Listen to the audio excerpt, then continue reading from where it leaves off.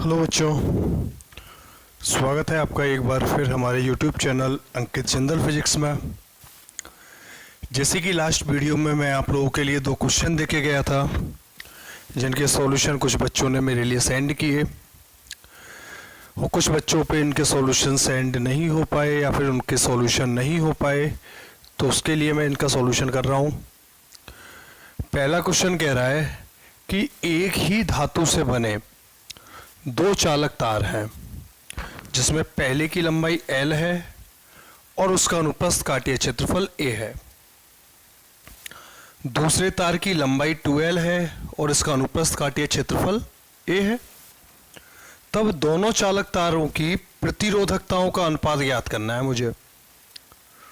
प्रतिरोधकता मतलब ρ1/ρ2। अब हम लोगों ने जब चालक तार की मैंने प्रतिरोधकता बताई मैंने आप लोगों को, तो मैंने कभी ये नहीं कहा कि भाई चालक तार की प्रतिरोधकता तार की लंबाई पर या उसके अनुप्रस्थ काटीय क्षेत्रफल पर निर्भर करती है। नहीं कहा ना। चालक तार की प्रतिरोधकता निर्भर करती है पदार्थ के प्रकार पर और उसके टेम्परेचर पर। किस पर? पदार्थ के प्रकार पर और उसके टेम्परेचर पर, ना कि उसकी लंबाई या उसके अनुप्रस्थ काटीय क्षेत्रफल पर। तो चाहे मैं लंबाई का मान दुगना कर दूं, 4 गुना कर दूं, 10 गुना कर दूं, 50 गुना कर दूं, 1000 गुना कर दूं, तो भी उसकी प्रतिरोधकता का मान परिवर्तित नहीं होगा और प्रतिरोधकताओं का अनुपात सदैव 1:1 ही रहेगा। यह क्वेश्चन आया हुआ है राजस्थान बोर्ड 2017 में कि प्रतिरोधकताओं का अनुपात सदैव 1:1 ही रहेगा।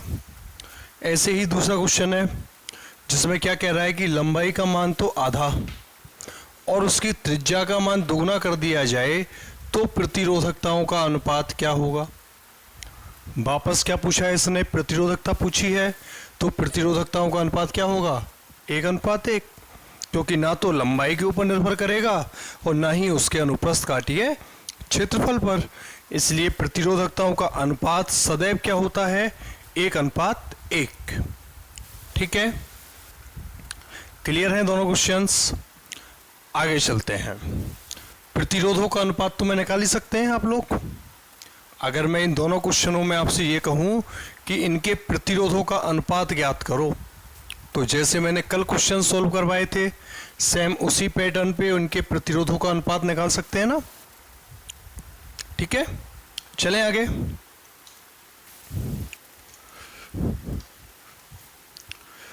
नेक्स्ट मेरा जो इंपॉर्टेंट टॉपिक आता है इस चैप्टर का, वो आता है अपवहन वेग। क्या आता है नेक्स्ट टॉपिक?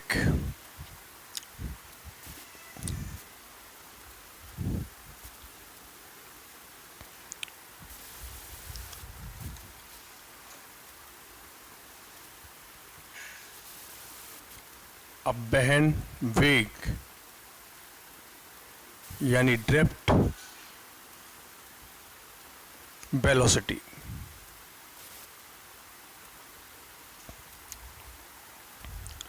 क्या होता है अपवहन वेग या ड्रिफ्ट वेलोसिटी? इसको व्यक्त करते हैं बीडी से, वेग का v और ड्रिफ्ट का d। तो इसको व्यक्त किया जाता है किससे? बीडी से। होता क्या है अपवहन वेग? मैं समझा रहा हूं इसको एक एग्जाम्पल के थ्रू। मान लिया मेरे पास कोई चालक है, तो जो कोई चालक होता है उस चालक में मुक्त इलेक्ट्रॉनों की संख्या बहुत अधिक होती है। जो इलेक्ट्रॉन होते हैं वो इलेक्ट्रॉन बहुत ज्यादा संख्या में होते हैं।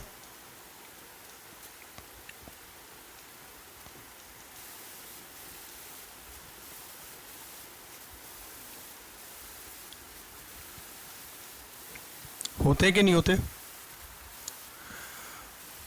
और इन इलेक्ट्रॉनों की एक खासियत होती है किसी चालक में उपस्थित मुक्त इलेक्ट्रॉनों की कि ये कमरे के टेम्परेचर पर ही, यानी रूम टेम्परेचर पर, कमरे के ताप पर ही ये जिगजैग गति करना आरंभ कर देते हैं। कौन सी? जिगजैग, मतलब यादृच्छिक। किस पे? रूम टेम्परेचर पे। जिगजैग का मतलब क्या है कि यदि ये इलेक्ट्रॉन इधर जा रहा है तो ये इधर जा रहा है, ये ऊपर जा रहा है, ये नीचे जा रहा है, ये इधर जा रहा है, ये आगे, ये इधर, ये इधर, यानी कहीं भी अपने अनुसार किसी भी दिशा में। ये होता है जिगजैग मोशन। जब किसी चालक के अंदर हम लोग मुक्त इलेक्ट्रॉनों के लिए बात करें तो चालक के अंदर उपस्थित मुक्त इलेक्ट्रॉन रूम टेम्परेचर पर यानी कमरे के ताप पर, कमरे के ताप पर ही कौन सी गति करना आरंभ कर देते हैं? जिगजैग यानी यादृच्छिक गति कर देते हैं। और जब यादृच्छिक गति करना आरंभ कर देते हैं तो इन सभी इलेक्ट्रॉनों के वेगों का औसत मान, इनके मैंने मान लिया कि इन सभी इलेक्ट्रॉनों के जो प्रारंभिक वेग हैं वो हैं u1, u2, u3 से लेके कहां तक? un तक। इनके प्रारंभिक वेग क्या हैं? u1, u2, u3 से लेके un तक। यदि पहले इलेक्ट्रॉन का u1 है, दूसरे का u2, तीसरे का u3, ऐसे ही nवे इलेक्ट्रॉन का क्या है? un। तो इन सभी वेगों का औसत मान यानी u1 plus u2 plus u3 S on un, इन सभी का औसत मान सदैव क्या होता है? 0। क्यों होता है 0? क्योंकि रूम टेम्परेचर पर इन सब की गति यादृच्छिक गति होती है, यानी किसी एक निश्चित दिशा में इनकी गति नहीं होती। ये सब अपनी इच्छा के अनुसार गति करते हैं और इन सब की इलेक्ट्रॉनों के वेगों का औसत मान यानी सबका बीजगणितीय योग सदैव क्या होता है? 0 होता है। ठीक है, क्लियर है यहां तक? अगर मान लो मैं इस चालक के सिरों पर, यदि मैं इस चालक के सिरों पर एक विद्युत क्षेत्र या विभवांतर आरोपित कर दूं। विभवांतर आरोपित करने का मतलब यह है कि एक सिरे को पॉजिटिव दे दूं और एक सिरे को नेगेटिव जोड़ दूं, तो ये सिरा पॉजिटिव हो जाएगा और ये सिरा क्या हो जाएगा? नेगेटिव। इलेक्ट्रॉन तो इसमें है ही,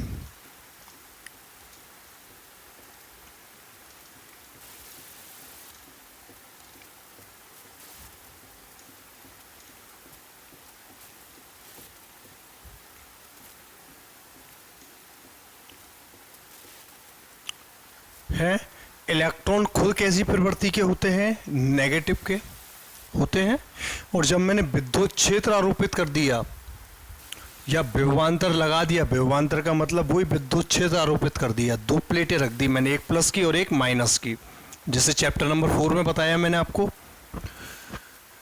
तो इलेक्ट्रॉन खुद नेगेटिव होता है तो खुद नेगेटिव किधर की ओर जाएगा? प्लस की ओर भागेगा। भागेंगे नहीं भागेंगे? तो सभी इलेक्ट्रॉन क्या हुआ? एक निश्चित दिशा में गति करना आरंभ हो गए।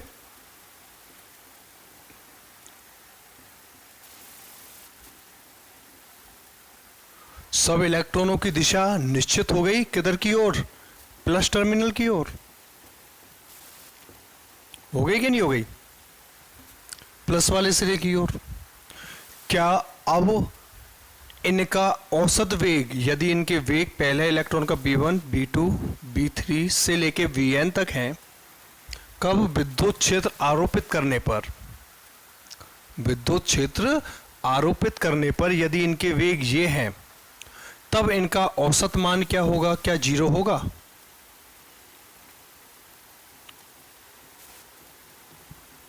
क्या इनका अब औसत मान 0 होगा? आप लोग समझ जाओगे नहीं सर अब 0 नहीं हो सकता। क्यों नहीं हो सकता? क्योंकि ये सभी इलेक्ट्रॉन एक निश्चित दिशा में गतिशील है, और जब एक निश्चित दिशा में गतिशील है तो इन सब का औसत मान 0 नहीं होगा। औसत मान 0 नहीं होगा। तो इस अवस्था में यानी विद्युत क्षेत्र आरोपित करने की अवस्था में, विद्युत क्षेत्र आरोपित करने की अवस्था में सभी इलेक्ट्रॉन एक निश्चित दिशा में गतिशील हो जाते हैं, एक निश्चित दिशा में गतिशील हो जाते हैं, जिनके वेगों का औसत मान, ये जो साइन है ये औसत का है, एवरेज का, इनके वेगों का औसत मान क्या कहलाता है? अपवहन वेग। क्या कहलाता है? अपवहन वेग। तो अपवहन वेग की परिभाषा क्या हो जाएगी? अपवहन वेग की परिभाषा हो जाएगी कि भाई विद्युत क्षेत्र आरोपित करने पर, किसी चालक के सिरों पर विद्युत क्षेत्र आरोपित करने पर उस चालक के समस्त इलेक्ट्रॉन एक निश्चित दिशा में गति करना आरंभ कर देते हैं, जिनके वेगों का औसत मान अपवहन वेग कहलाता है। ठीक है बच्चों, यहां तक कोई प्रॉब्लम नहीं किसी को? नहीं है? अपवहन वेग की डेफिनेशन समझ में आ गई, इसकी ऊपर जो बेसिक थ्योरी है वो समझ में आ गई। क्या थ्योरी है? कि जब तक चालक के सिरों पर विद्युत क्षेत्र आरोपित नहीं होता तब तक चालक के इलेक्ट्रॉन जिगजैग गति करते हैं, यानी यादृच्छिक गति करते हैं, जिनके वेगों का औसत मान 0 होता है। और जैसे ही इनके सिरों पर विद्युत क्षेत्र आरोपित कर दें, वैसे ही सभी इलेक्ट्रॉन एक निश्चित दिशा में गतिशील हो जाते हैं, और एक निश्चित दिशा में गतिशील हो जाते हैं तब इनके वेगों का औसत मान क्या कहलाता है? अपवहन वेग कहलाता है। इनके वेगों का औसत मान क्या कहलाता है? अपवहन वेग। क्लियर है यहां तक, या कोई प्रॉब्लम है? नहीं है? अब एक चीज और देखते हैं।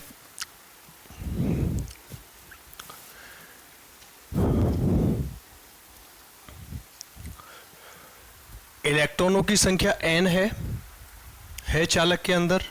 यदि उन इलेक्ट्रॉनों के प्रारंभिक वेग, उन इलेक्ट्रॉनों के प्रारंभिक वेग u1 vector, u2 vector, u3 vector, so on un vector है, जैसे मैंने अभी बताया आपको, और विद्युत क्षेत्र आरोपित करने के बाद, विद्युत क्षेत्र आरोपित करने के बाद उनके वेग हो जाते हैं, मान लो v1 vector, v2 vector, v3 vector, so on vn vector हो जाते हैं। तो इस वेग से इस वेग तक, यानी कि जो प्रारंभिक वेग था रूम टेम्परेचर पर, उस वेग से अंतिम वेग तक पहुंचने पर उस पर एक त्वरण आरोपित होता है, और उस त्वरण को मैंने क्या मान लिया? a। होता है कि नहीं होता? त्वरण क्या होता है? a। और यदि इनके द्वारा लिया गया समय t1, t2, t3 so on tn है, यदि वेग में परिवर्तन में लगा समय t1, t2, t3 से लेके tn है, वेग में परिवर्तन किसके कारण होता है? त्वरण के कारण, और त्वरण मैंने क्या माना है? Vector a। यानी जो मैंने विद्युत क्षेत्र आरोपित किया है, उस विद्युत क्षेत्र का मतलब मैंने क्या मान लिया? त्वरण से। उस विद्युत क्षेत्र को मैंने किससे रिप्रेजेंट कर दिया? त्वरण से। एक सेकंड के लिए, कि हमारे समझ में आ जाए कि v से और u वेग तक कैसे प्राप्त हो रहा है। क्लियर है यहां तक? तो आप मुझे एक चीज बताओ, b है, u है, a है और t है, तो गति के प्रथम समीकरण से पहले इलेक्ट्रॉन का अंतिम वेग क्या हो जाएगा? v1 वेक्टर बराबर u1 vector plus vector a t1, समीकरण नंबर 1। दूसरे इलेक्ट्रॉन का अंतिम वेग v2 वेक्टर बराबर u2 vector plus vector a t2, और ऐसे ही चलते हुए प्रोसेस लगातार चलता रहेगा। तीसरे इलेक्ट्रॉन का अंतिम वेग निकाल दूंगा, चौथे का निकल जाएगा। ऐसे ही n वे इलेक्ट्रॉन का अंतिम वेग क्या हो जाएगा, vn वेक्टर बराबर un vector plus vector a tn। समीकरण नंबर 3। बोलो यहां तक किसी को कोई प्रॉब्लम है क्या? कुछ नहीं है, पता है रूम टेम्परेचर पर इनके वेग हैं u1 u2 u3। जैसे ही इनके ऊपर विद्युत क्षेत्र आरोपित कर दिया यानी वेक्टर ए त्वरण आरोपित कर दिया तो उनके वेग हो गए b1 b2 b3 से लेके bn तक, और इनके द्वारा लिया गया समय यदि t1 t2 t3 से लेके tn है तब इनके अंतिम वेग निकाल दिए। अतः वेगों का औसत मान क्या होगा? औसत मान, औसत का मतलब मैंने क्या बताया, ये वाला साइन LHS का एक साथ ले लो। औसत v1 vector plus v2 vector plus v3 vector S so on vn vector बराबर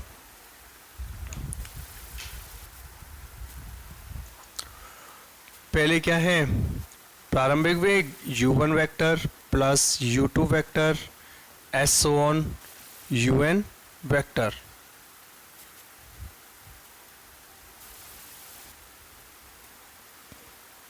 हो गया, प्लस वेक्टर a कांस्टेंट है, बाहर निकाल दिया सब में, और टाइम का क्या आ गया, t1 plus t2 plus t3 S so on tn। इसका भी औसत मान, जब एवरेज ले रहा हूं तो सबका एवरेज ले लो कि नहीं। अब देखें, मैंने बताया आपको u1 u2 u3 से लेके un का औसत मान, यानी कि कमरे के ताप पर इलेक्ट्रॉन के वेगों का औसत मान सदैव 0 होता है, यानी कि u1 vector plus u2 vector S so on un vector बराबर क्या हो जाएगा, 0। इसको डालो यहाँ पे समीकरण नंबर 4, इसको डाला मैंने क्या, समीकरण नंबर 5। ये चीज़ मैं पहले एक्सप्लेन कर चुका हूँ आप लोगों को कि नहीं कर चुका। आगे देखो, ये क्या है, अपवहन वेग कि नहीं, विद्युत क्षेत्र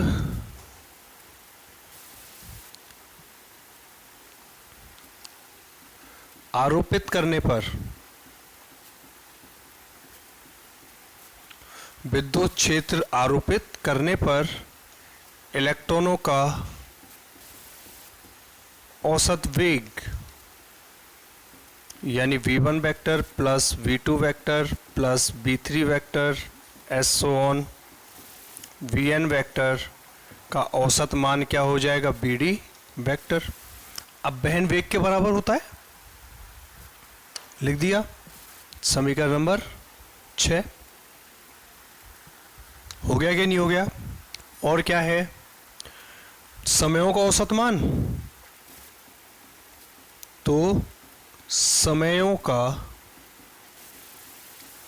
औसत मान विश्रांति काल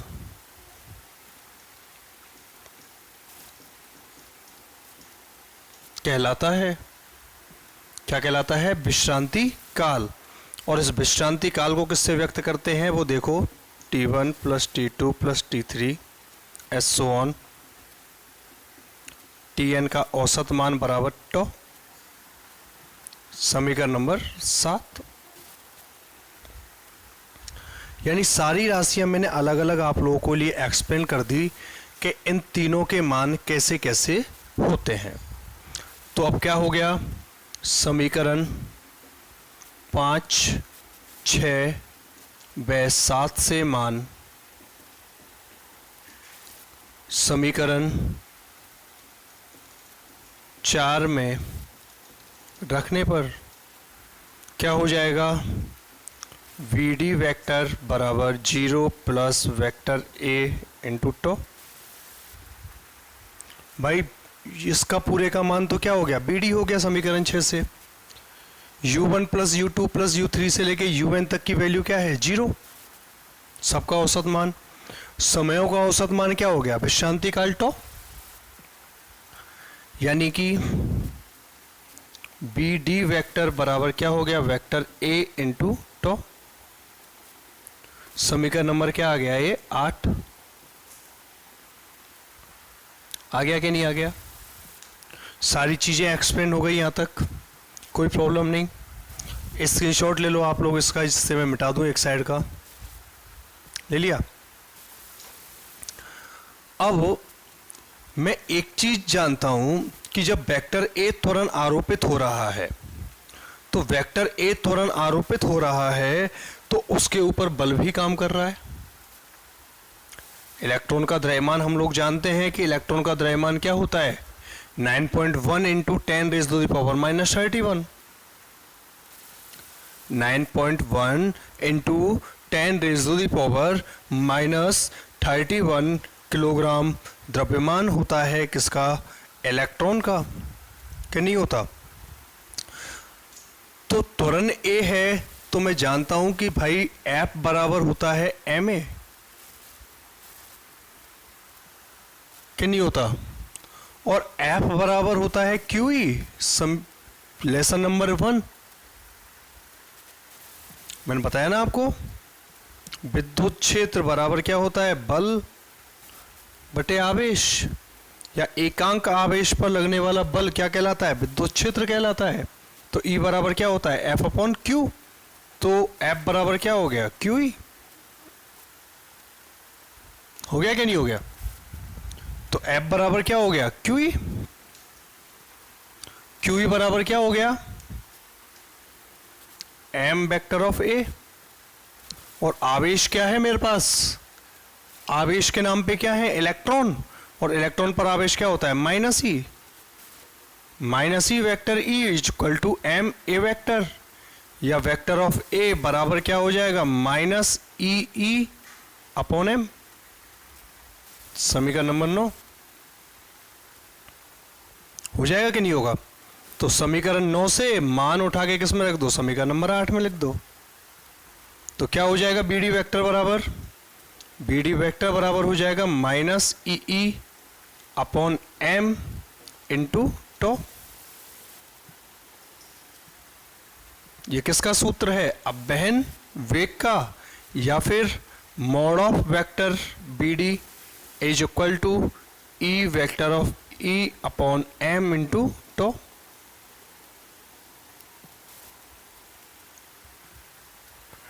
ये सूत्र किसका है, अपवहन वेग का, जहां E क्या है, E बराबर है इलेक्ट्रॉन पर आवेश, जिसका मान क्या होता है 1.6 into 10 raise to the power minus 27 coulomb. E विद्युत क्षेत्र है, टो उसका विश्रांति काल है, m उस इलेक्ट्रॉन का द्रव्यमान है।